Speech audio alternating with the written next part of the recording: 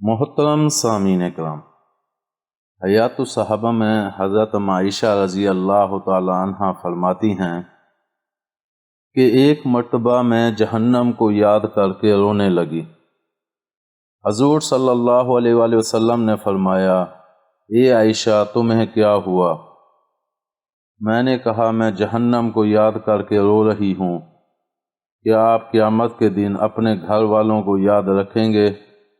حضور صلی اللہ علیہ وآلہ وسلم نے فرمایا، 3 جگہوں پر کوئی کسی کو یاد نہیں رکھے گا۔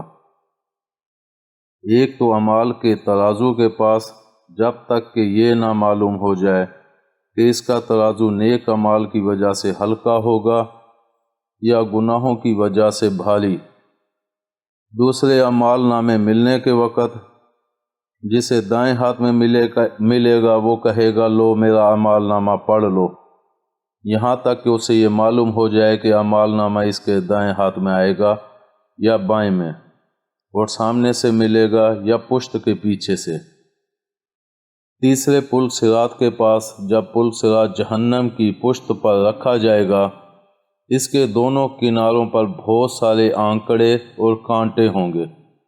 اللہ تعالیٰ اپنی مخلوق میں سے جسے چاہیں گے ان آنکڑوں اور کانٹوں میں پھنسا کر روک لیں گے، یہاں تک کہ یہ معلوم ہو جائے کہ اس سے نجات پاتا ہے یا نہیں۔